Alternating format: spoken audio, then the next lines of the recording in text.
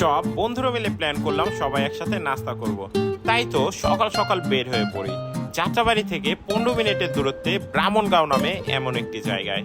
জায়গাটি বেশ সুন্দর, পুকুর পাড়ে বসে এইরকম একটি পরিবেশে নাস্তা করতে কারই বানা ভালো লাগে। আজকে আমরা নিজেরাই নাস্তা তৈরি করব, দেন সবাই একসাথে খাওয়া দাওয়া করব।